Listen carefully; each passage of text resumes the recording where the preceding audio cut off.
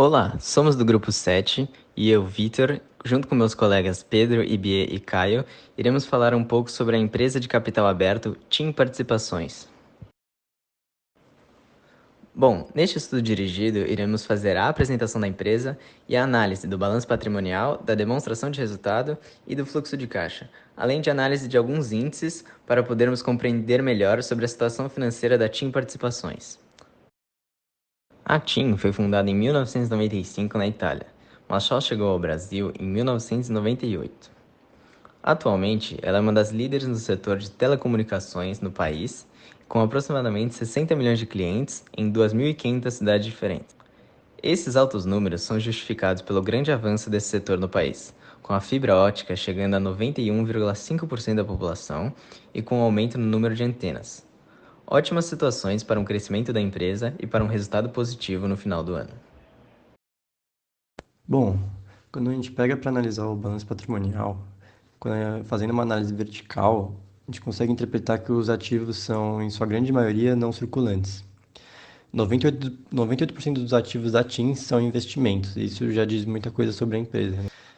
Por ter bons resultados, como a gente vai ver mais na frente na análise da DRE, a empresa consegue captar uma enorme quantidade de empréstimos de curto prazo, o que facilita em muito suas operações e transações do dia a dia. Por sinal, a maioria do passivo da empresa é circulante. Analisando o patrimônio líquido da empresa, o que chama a atenção, além de uma grande quantidade de lucros acumulados, por volta de 12 milhões de reais, são as reservas para a expansão da empresa, o que possuem por volta de 10 milhões de reais. Essas reservas de expansão, aliadas com uma grande quantidade de investimento e participação societária, torna a TIM uma empresa muito atraente para novos investidores. Ademais, a gente consegue observar um grande aumento nas provisões da empresa, mostrando que a TIM consegue planejar bem seus gastos em relação aos outros períodos e também ao período presente.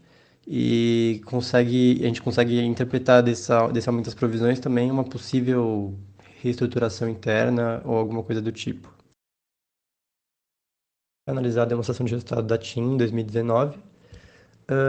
Analisando verticalmente, a gente consegue ver que 57% da receita total da empresa, a receita de vendas, é lucro bruto, então é um bom número.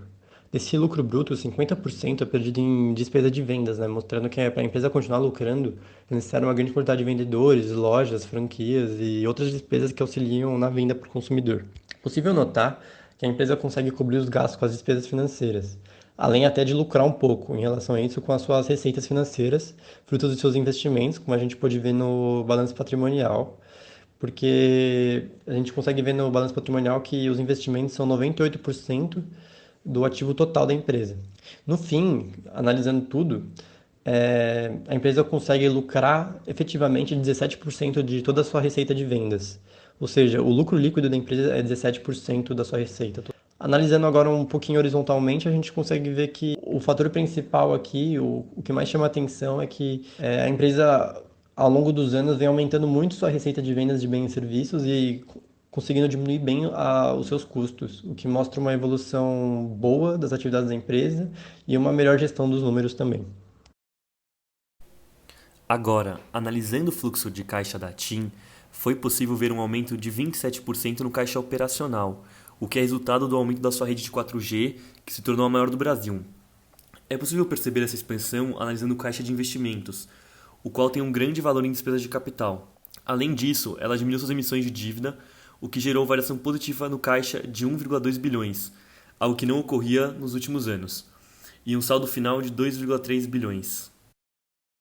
Bom, na parte de índices da empresa, começando pelos índices de liquidez, em geral a empresa parece saudável. O índice de liquidez corrente é maior que 1. Isso mostra que a empresa possui ativos para cobrir os passivos, de curto prazo, no caso. A liquidez geral também, que é a liquidez corrente tirando estoque, também se mostra saudável, que o resultado gira em torno de 1,45. Em questão dos índices de giro, referente ao capital de giro líquido, a empresa consegue utilizar de forma eficiente os ativos pelo número do índice, ou seja, ela também consegue crescer de forma acelerada. Isso é mostrado pelo índice positivo da empresa. provavelmente esse valor do índice deve aos grandes investimentos que a empresa tem. Outro índice de giro que a gente pode citar é o giro do ativo, que é de 16%, que mostra um aumento de 3 pontos em relação ao ano anterior. O 16% é em 2019. Em questão dos índices de rentabilidade, a gente pode analisar o ROI, que é um dos principais índices de rentabilidade da empresa, que mostra basicamente o rendimento para os acionistas, para os investidores da empresa. Outro índice interessante que a gente pode observar no índice de rentabilidade é o beta, que basicamente consegue medir o risco da empresa, ou seja, quanto ela tem poder de se estabilizar, ou seja, quanto maior o risco, ou seja, ela é mais volátil. Isso eu acho que tira o interesse dos investidores porque ela é mais arriscada. A TIM em 2019 ela diminuiu o seu beta em relação a 2018, quer dizer, ou seja, que ela tem menos risco para os investidores. Ela tem uma capacidade boa de não mudar muito para as ações e não ser muito arriscada. Em relação aos índices de endividamento, algo interessante para a gente analisar seria o perfil da dívida, que basicamente é para analisar se a maioria das dívidas são de curto prazo ou longo prazo. Nesse caso, a TIM nos 2 anos ela apresenta umas dívidas em muito maior escala de curto prazo, cerca de 89%. Outro índice interessante de endividamento seria o grau de endividamento, que aumentou de 2019, cerca de 3%. Isso basicamente nos diz que ela está contraindo mais dívida, provavelmente por captação de empréstimos. Nós chegamos à conclusão que a TIM ela pode estar passando por um período de expansão. Isso pode justificar a captação de empréstimo. Esse empréstimo pode estar sendo investido numa possível reestruturação da empresa. Bom, agora seria interessante a gente abordar um pouco o tema das notas aplicativas da TIM, começando aqui quais são as diretrizes, como eles tratam essa questão do PCLD, essa provisão. Eles analisam toda a conjuntura macroeconômica, redução do contas receber, perfil de carteira de assinantes, tratam as provisões como retroativo, nada especial. Em questão de estoque, é interessante que a gente percebe que a TIM ela tem 3 categorias de estoque, separadas entre aparelhos celulares e tablets, cartões do tipo pré-pago e chips. A maioria de estoque se deve a aparelhos celulares e tablets. Em questão do mobilizado, a gente pode abordar como ela trata a questão da depreciação desses mobilizados, que é feita pelo método linear, ou seja, eles têm uma taxa fixa de depreciação ao longo de determinado tempo, seja anual, mensal. Obviamente, essa tendência se deve à questão de pesquisa na área de desenvolvimento do 4G e propriamente as licenças para a distribuição desse serviço. Em questão do impairment, no período que a gente analisou, de 2018 a 2019, a empresa não registrou nenhum tipo de impairment, seja de ativos mobilizados, tangíveis, de vida útil definida ou indefinida. Em questão das participações das coligadas ou controladas da TIM, os empréstimos das participações controladas, eles são protegidos, tanto em valor, em relação ao câmbio, quanto em prazo. O que eles fazem para controlar esses valores financeiros através do método de fluxo de caixa futuro, ou seja, você estima um valor presente descontando as taxas.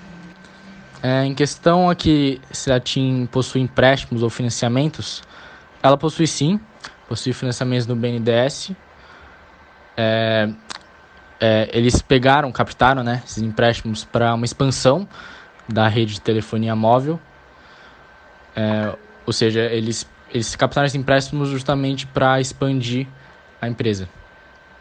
Em questão das provisões de contingências, em ambos os períodos a gente percebe que ela registrou provisões para contingências. As contingências da TIM são classificadas em contingências de imposto de renda e contribuição social. E ela não indica também nenhum outro gasto com provisões. Por fim, podemos concluir que o trabalho foi bastante desenvolvedor para todos nós e gostaríamos de agradecer à professora pelo suporte durante todo o estudo. Obrigado.